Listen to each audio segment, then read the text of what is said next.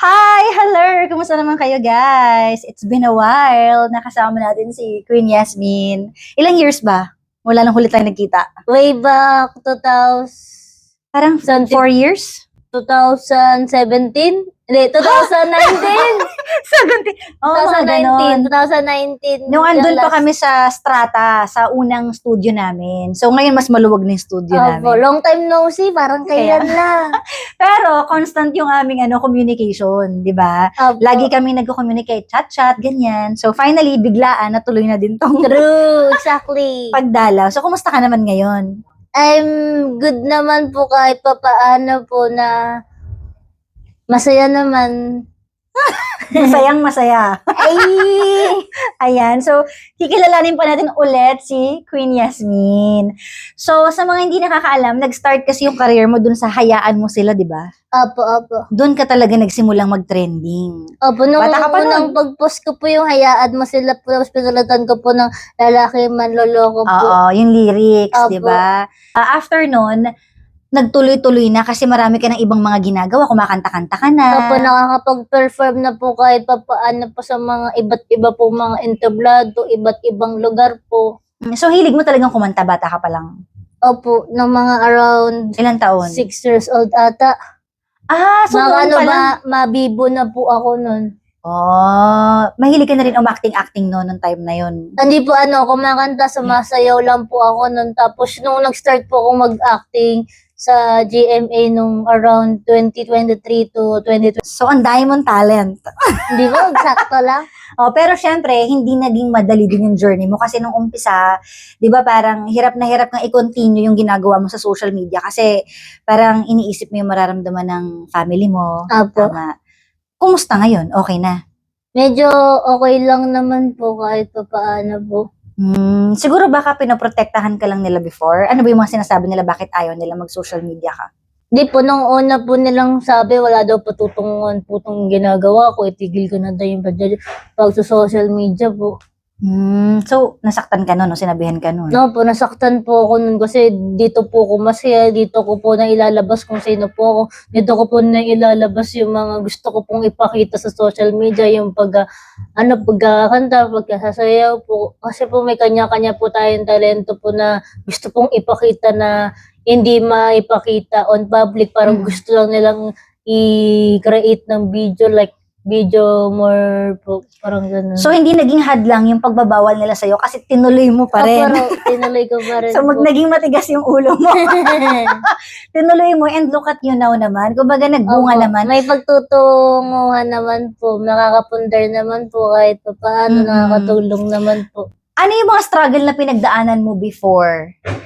Yung bukod sa ayaw ng family side mo, ano yung isa sa mga struggle? Naging struggle din ba sa'yo yung mga comments na hindi magaganda? Naapektuhan ka nun? Opo, nakakapektuhan po ako doon sa mga comments po na sinasabihan po nila sa akin na ang pangit daw ng boses ko daw, mukhang chipmunks daw, tapos sabi pa po nila sa akin na nasakit daw ako, ginagawan po nila ng, parang nilalagyan po lagi nila ng judgment po yung in a case na in a way, parang hindi pa naman po nila ako kilala ng lubusan po. Sinasabi po nila sa akin, may sakit daw sa utak, ganun. Pero wala naman, kasi normal naman po akong tao. Tapos sabi pa po nila sa akin, normal ba yung pagsasalita nyo, ganyan. Tapos sabi pa po nila sa akin, wala ka naman talent, huwag ka na mag-post.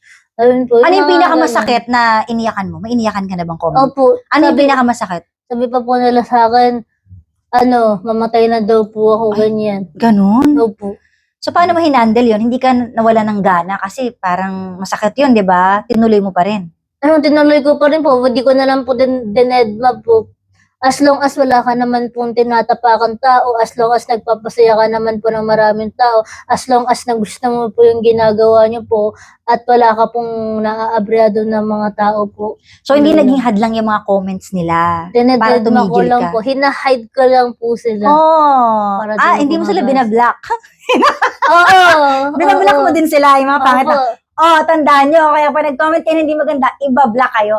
Pero naalala ko kasi before, mas matindi yung mga bashers mo. Kasi nakikita ko yun sa mga comments sa'yo. Pero parang as time goes by, yung mga basher nag-turn into fans. Kasi parang ngayon, puro magaganda yung nakikita ko sa comments mo. Kumbaga, merong bashers pero bihira. Kasi ngayon, kapag nag-post ka ng sayaw, na yumuyug-yug ka, o nag-post ka ng kanta, parang OMG si Queen, di ba puro ganun? Opo. Ano na nafe-feel mo ngayon na finally, nagbunga yung ginagawa ko? Mas marami na yung may gusto sa akin kaysa bashers. Parang I didn't expect it po na marami pong nakaka-appreciate po niyang ginagawa niyo po, na marami pong natutuwa po, tapos nag-i-improve na po kahit papaano po yung mga ginagawa ko po sa social media po, and malaking appreciate po yun para po sa akin po. Ayan. So, at least, you turn the pain into a positive way. Apo. Diba? Naging positive ka pa rin and hindi ka tumigil. Kaya ngayon, parang success yan na matatawag kasi nai-invite ka na. Apo. Diba? Ang saya ng pakiramdam na nilulook up ka na ng iba. Ako parang dati po, pinapangarap mo lang po na makapag-perform po sa Entablado, pero ngayon nagagawa Ang dami ko mo na ng po. guestings. Opo. Sa fiesta, nag-ano ka din, diba? Sa Opo, mga kasal. Opo. Diba? Hindi ka kinakabahan kapag ganun. Di naman po, nananalangin lang po dun sa backstage po bago pa sumapak sa stage. So, sa tingin mo, kapag halimbawa sinasabi ng mga tao na ang ganda ng boses ni Queen Yasmin, tapos kino-compare ka sa mga international, di ba, sa mga international artists, minsan kino-compare ka. Sa palagay mo ba, rate from 1 to 10, ano na yung level mo ng pagkanta? Anong grade para sa'yo? Siguro Nasaan ka? 8 ka. 8 lang. Dati, ano ka? Dati, Ano sa tingin mo dati? 4. Nag-improve ngayon 8 na. Tsaka marami din nga nagko-comment sa'yo na parang nasa tono na yung boses mo, di ba? Opo. Diba? Parang nabihasa na kasi kanta ko ng kanta sa karaoke po. Oo. Parang nabihasa na po yung boses ko. Parang yung practice makes perfect talaga, no? Oo. Kapag lagi mong ginagawa yung isang bagay, kahit paano, di ba? Nagbibuild po. So, pag-usapan din natin dahil positive na positive ang outlook mo sa buhay mo, marami ka na napagdaan ng magaganda rin, like yung pagbebenta ng, nagbebenta ka ng ano, di ba, ng Queen of Graham? Mango Graham special. Paano nag-start yun na, ikaw nagbansag o sila? Ako lang po nakaisip po ng Queen of Mango Graham special. Kasi matagal ko na po siyang plano na business po. Tapos, dati ko pong course kasi accounting business management po. Para gusto ko lang pong ituloy po yung course po na natapos ko po na business, na accounting business management. Tapos yun na, dun na nagbunga na po tapos sinubukan ko lang po nung Christmas, mapapatok po. Tapos nag-post lang ako ng sample. Tapos paunahan na po sila na kung dapat bibili. matikman ko din yung Mango Graham na yan. Sige po, sige. Pero may hindi rin magandang nangyari lately sa'yo, di ba? Kasi parang nabalitaan ko na scam ka. Paano nangyari yun? Opo. Paano ka na-scam? Ano po, may tumawag lang po ng random call po, number po, tapos nagpanggap po sila na taga-bangko po sila. Tapos sabi pa po nila sa akin, anong gamit mong bank account? BPI, tapos sabi mo, credit ba o debit? Sinabi mo, yung Tapos, account number mo. Hindi po, hindi ko naman po sinabi yung account number, pati yung PIN code ko. Parang sinabi po nila sa akin na need daw i-update daw yung card daw, okay naman po. Tapos sabi pa po nila sa akin na wag kang mag-iiwan ng kahit anong amount dyan, kailangan makuha daw nila. Tapos yung ibibigay daw nilang account number, yun na daw yung Bago. account number. Pero in the end, account number pala nila yun. Tapos yun na nga. So magkano nakuha sa'yo nun? 15,900 plus. Naku, alam mo, pero may karma din yung mga ganyan. Di ba? Babalik din sa kanila yung ginawa nila. So, hindi naubos yung pera mo nun. Opo. BPI pati Union Bank. Naku. So, wag magpapaniwala sa mga Opo. for sure, naging lesson na yan sa'yo na hindi ka na Opo. basta-basta. Marami magbibigay pa ng rin marami pa rin tumatawag na random na number. Pero binablock ko na lang agad. Natuto ka na. Opo, di ko na sinasagot. Okay. Marami ding hindi alam yung mga tao sa'yo. At sa palagay mo, ano yung mga hindi pa alam ng tao sa'yo? Ang hindi po nila alam yung mga maraming tao na hindi lang po sa pagkakakanta, pagsasayaw, pag-acting, ang marunong po ako, marunong din po ako mag-taekwondo. Talaga? So, yun ang hindi nila alam na nagta-taekwondo ka. Opo. Ano pa? Nag-arnis. Nag-arnis? Opo. Oh, Nag-arnis ano din. pa? Yun Tapos lang. nag-karate. So, Tapos nagbaboxing. palaban ka pala. So, sa mga bashers dyan, mag-ingat kayo. Baka may bigla kayong ni Yasmin. Pero na-experience mo na ba yun? Nagpa-firing din. Ano, paano firing? Firing po sa training ng mga Na-experience mo na ba yung halimbawa, nagpe-perform ka, merong sumisigaw na hindi maganda sa'yo? Ay, opo, minsan. Anong ginagawa mo? Tuloy pa rin po dun sa Ah. performance po. Di ko lang po sila pinapansin. Pero ang sakit nun syempre habang nagpe-perform ka, parang di ka makakonsentrate kasi may mga side comments. Ano, parang yung mga iba lang po, pero yung mga iba naman, hindi naman. Parang on the go lang po sila po. Hindi ka na, hindi ka umiiyak after. Hindi naman po. Ang tapang mo pala, no? Parang Matibay ka focus na. lang ako dun. Matibay Pero na deep pala. inside po, masakit po. Pero isa pa sa mga hindi ko alam kung alam ng mga tao yung tungkol sa'yo na, di ba kasi ang mama mo ay hindi mo nakasama. At Opo, dalawa silang magkakapatid. Ilang taon yung panganay? 26 po. Support naman siya sa ginagawa mo. Opo. Babae, lalaki. Babae po, kapatid ko. Pero ang kasama mo na lang ngayon ay mga tita mo. Tita ko, ate ko, asawa ni ate, ako. Yung mama mo, ilang taon ka nun nung wala siya? Nung namatay po siya, 2017. Ilang taon ka nun? 17 years old po. So malaki ka na. Opo. So, ibig sabihin nakasanayan mo na lagi mo siyang kasama, ganun. Opo. Kumusta sa yung mama mo? Anong klaseng mami siya? Mabait, masipag, masikaso po. Close kayo? Madiskarte, apo. Syempre ngayon sobrang successful mo na. Kung andito mama mo, anong gusto mo sanang sabihin sa kanya? Ma, I know you make it proud to all of my achievements, to all my successful. This is for you na mas lalo ko bang pagbubutihan, gagalingan sa anumang pagsubok na aking harapin. Because of you, you are my strength. Kapag minsan ba may mga bashers ka or hindi ka okay, halimbawa broken ka or malungkot ka, naiisip mo na, ma, sana nandito ka, may sumbungan sana ako. Opo. Pagka oras ng gabi po, pag natutulog na, Naisip parang mo yun. naiiyak po ako dun sa part ko na. Tapos kinakausap mo siya. Opo. Ano yung mga gusto mo sanang sabihin pero hindi mo nasabi? Sinasabi ko, ma, sana andito ka, sana kasama kita dito sa bawat na pangarap ko, sana katabi kita, sana bawat performance ko andito ka parati, nasusubaybayan mo ko. Tuwing kailan mo siya namimiss? Araw-araw. Everyday. Yes po. Pinagpe-pray mo din siya everyday. Yes po. Nakakalungkot naman yun. Iba pa rin kapag may kasama kang mami, no? Yung nagsusumbong ka. Nung Totoo. 17 years old ka, madalas ka ba magsumbong sa kanya? Or lagi ba kayo magkasama nun? Hindi, yung nabubuhay pa lang po siya, gumagawa po siya ng diskarte po para mabuhay po kami. Ganun. Close kayo ni mama mo? Opo. Naghahatid siya sa school? Hindi po, nag-work pa po kasi po siya nun. Ano ba naging sakit ni mama mo? Kidney failure po. So ibig sabihin niyo nagkasakit siya, naisip mo na ba na baka mawala si mama or biglaan lang yung pangyayari? Biglaan lang po So siya. inisip mo magagamot pa siya. So ibig sabihin, nung nasa ospital yung mama mo or nasa bahay nung nangyari yon? Nung nawala siya, ospital? Hospital po. Andun ka? Hindi po pinayagan. Pandemic ba to? Hindi. Bubulang ko. Sige. Hindi po pinayagan ni tita. So ano yung huling memory mo na lang sa mama mo?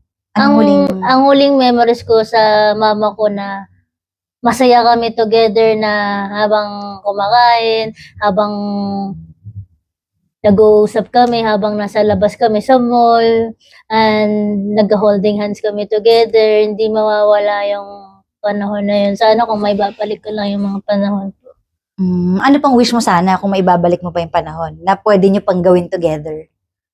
And hang out together. Sana andito ka for us and to long life together. Gusto mo pa sanang makabanding pa siya? Opo. Ano yung huling nasabi mo sa mama mo na naaalala mo na bago siya nawala? Ano yung huling words na nabanggit mo? Ma, I love you. Pangako ko sa'yo na gagalingan ko and pagbubutihin ko pa araw-araw. Yun yung mga nasabi mo sa kanya Opo. nung buhay pa siya? Throw shot po. Chinat mo pa siya noon? Opo. Kasi nasa hospital siya. At least nakapag I love you ka pa sa kanya. Opo. Napakahalaga nun, no? Yung masabi mo at maiparamdam mo yung pagmamahal mo. Tapos gusto niya ako makita pero Wala, hindi nagkaroon ng chance. Sorry. Hala, pinaiyak ko si Yasmin. Di ba, ako na lang mama mo. Charot lang. Si Yasmin kasi parang kapatid ko na rin to. Sorry, pinaiyak kita. No, sorry. Hindi ko kasi nanawita sa internet. Hindi siya nakaliming. Pero alam mo ang mahalaga doon, bago siya lumisan sa mundo, nakapagsabi ka sa kanya ng I love you, importante sa mga magulang yun eh. Naririnig nila yung message ng anak nila at nalalaman nilang mahal mo sila. Diba? Abo. At siguro kahit sa huling mga araw niya, naiparamdam din naman niya siguro yung pagmamahal niya sa'yo, diba? Abo. Ano yung last na nagawa niya sa'yo na naging masaya ka? Na lagi siyang andyan sa tabi ko na kung masaya siya, masaya na rin ako sa bawat na natatanggap niya mga achievements sa work po niya. I'm so happy for that po. Nakapag I love you ba siya sa'yo? Opo. Kailan yung last I love you niya? Bago siya Last. mag-ospital? Or hindi? Or sa chat? Or 2017 din po yun. Nakapagsabi naman siya. Opo. Hirap no, kasi parang may missing piece sa atin kapag wala yung nanay natin. So ngayon, saan ka kumukuha ng strength kapag malungkot ka?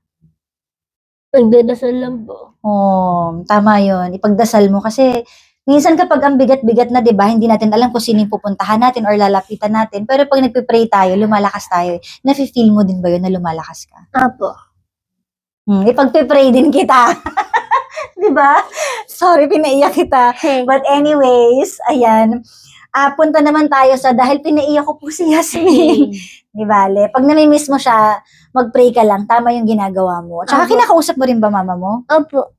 Dumadalaw ka rin sa puntod niya. Hindi ko lang po alam kung saan po. Okay. So pinagdadasal mo na lang siya. Nagdadasal ko na lang. Tayo sa... Kasi maling puntod yung mapuntahan ko din. Okay. Opo. Pero punta naman tayo sa masayang part ng buhay mo. Apo. Siyempre, yun yung masakit na part. Pero at least positive ka pa rin Apo. kahit wala siya at kinakaya mo pa rin. Ang masayang part yung love life mo. Kasi para patigilin natin yung iyak niya, pinaiyak ko siya, so paligayahin naman natin si Yasmin. Wala tayong tissue. Okay lang po. Ayan. So, masaya ka ngayon. Opo. Gaano ka kasaya in a scale of 1 to 10? 10. Hindi ba 11? 10 plus. 10 plus. Ayan. Masaya ka kasi finally may love life ka. Opo, finally natagpuan ko na po yung the one. Kinikwento mo yun sa mama mo, Ma, may bago akong love life. Every time magkaka-love life ka, sinishare mo? Opo. Talaga? Ang galing naman. May picture ba kayo ng mama mo together? Na hawak-hawak mo or nasa phone mo pa ba? Nung maliit po ako, nasa dati kong cellphone, Ngayon, nasa Google Drive ko po. at least nakasave. So, kinikwento mo, yung bagong love life mo ngayon, kayo ay 8 months na. Opo, mag-8 months na po sa bukas. Paano kayo nagkakilala? Nagkakilala po kami doon po sa subdivision po namin, nagro-roving po siya po doon. Tapos hanggang sa laging po kami nagkakasalubong po hanggang sa nagkamabutihan po kami. Sino nag-unang nag-move ng hi, hello? Siya po. Siya sabi niya hi, ganon. Tapos, hi, kamusta? Hiningi niya number mo. Hanggang sa nagkamabutihan po kami, hanggang sa naging kami po. Tapos, nung naging kami po is, wala po siyang jowa, single po siya. Pero may anak po siya dun sa una niyang GF, pero hindi naman po sila kasal. Nasa poder naman niya yung anak po niya. Pero there was a time na nakikita ko sa post mo na break na kami, tas maya-maya biglang after 2 days kami na po ulit. Ano yun? Bakit? Nag-aaway lang kayo nun? Nag-aaway lang. Tapos nagbago na isip kayo na ulit. Gano? Dapat wag na kayo mag-break. Hindi na. Pag away-away lang, walang break up, di ba? Hindi na po. Oo, hindi na talaga. Apo. Promise. Pero syempre, bukod sa masayang love life mo, dumaan ka rin for sure sa pain. Yung past mo, matinding pain din yung binigay nun sa'yo kasi para nabalitaan ko, nalaman mo na may pamilya pala, no? Opo. Diba? Buti hindi ka inaway. Hindi po. Nalaman May ng asawa nag-post niya. lang sa TikTok po ng dati kong agency na Meron na Hey. pala. siya pala nagpo-post nun. Tapos nakapag-break ka agad nung nalaman mo. Na May may asawa. asawa po. Mm-mm. Opo, doon ko lang po nalaman na na may asawa at anak po siya. Doon na po ako nakipag-break po. Kasi binlock po niya po ako sa Facebook nun po eh. Tingin mo ito na yung last. Siya na talaga yung forever mo. Opo, Nakikita mo na siya na. siya na yung forever. Forevermore ang buhay ko. Forevermore. Nakikita mo din ba yung sarili mo na na balang araw ikakasal ka? O wala Opo. pa sa isip mo yun? Oo, sasabi po niya sa akin, ikaw yung babae na huling iibigin ko at papakasalan ko, sabi po niya sa Sabi akin. niya? Oo, sabi niya sa akin sa shot. Ano naramdaman mo na sinabi niya yun? Sabi ko, hulo. Wala. Sige.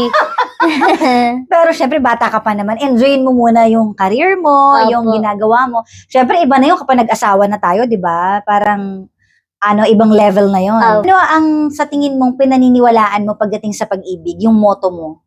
Naniniwala ko sa pag-ibig na wag na lang mamadaliin ng pag-ibig kasi the right timing person, darating din yung panahon na nakalaan para sa inyo na once na manadali mo, mas lalong mawawalang saysay na parang bula start ka na naman sa zero from start in the beginning in your life. Yung talagang para sa'yo talaga siya. Kung hindi, Hindi. hindi Hindi, talaga. hindi. Ano naman ang paniniwala mo sa buhay? Naniniwala ako sa kasabihan na kapag gumawa ka ng mabuti, babalik sa'yo magandang blessings. Kapag gumawa ka ng masama, hindi magaganda yung future. And in the first place is, kailangan gumawa ka ng mga diskarte sa buhay para magkaroon ka ng magandang karangyaan, ng magandang buhay sa ating buhay. And I Thank you. Yes. Ikaw ba minsan mang pumatol ka na din sa mga bashers? Lumaban ka na ba? Guilty! Mag-reply Minsan- lang dun sa comment. Pero ngayon, nagre-reply ka pa. Nagre-reply ka pa rin. Oh. Kasi sabi mo, sa'yo na nanggaling, di ba? Pag may ginawa kang hindi maganda, babalik yun sa'yo. Di ba? Kaya natanong ko kung lumaban ka na ba minsan sa bashers? Oo, ang sagot. Nag-reply lang ako sa comment Oo. kasi may mga silang mga negative na aside. Na hindi mo na kaya pag Opo. ganun. Ano ang theme song ng buhay mo ngayon? Kung may kanta, anong sa tingin mong theme song ng buhay mo na bagay sa'yo? Never give up. Sige, bigyan mo kami ng sample ng Never Give Up. Ano nga yung lyrics na? Never give up. Baka never enough. Never, iba ba yun? Never give up? Sinong kumanta? Oo, never enough nga. Never enough. Hindi pala never give up, never, Never enough. enough. Sige, konting sample ng never enough. I'm trying to hold my breath, letting start this way. Can't let this moment that you set off a drum and now getting louder now. Can you hear it echoing like my heart? Will you share this with me? Your starlight without you. I shine 1,000 spotlights. All the stars from the night sky will never be enough. Never be enough for me. Ay. Never. Ayan, that's it. Ang theme song naman ng love life mo ngayon. Kayo ba may theme song kayo? Abo, Anong ikaw theme na song? nga. Yun ang theme song nyo. Sige, Abo. parinig ng theme song ninyo. Ikaw na nga ang hinahanap ng puso, ang siyang nagbibigay ng saya, ng tamis at lambing sa buhay ko. Ikaw na nga ito. Ayan. Anong pinaka nagustuhan mo sa jowa mo? Sa boyfriend mo? Ano po, mabait, honest, and maasikaso, sweet gentleman. Ayun pala. Dami Pero minsan nag-aaway din kayo. Ano, oo. Ano yung madalas yung pag-awayan? Secret ba? Sige, wag na nga. Ano, Ano? nagsiselos siya. Seryoso siya. Sa work. Sa work. At least sa work naman. Walang Oo. third party. Wala naman. Diba? So, i-enjoy mo yung love life mo kasi siya ang source of happiness mo ngayon. Yes, for your honor. Diba?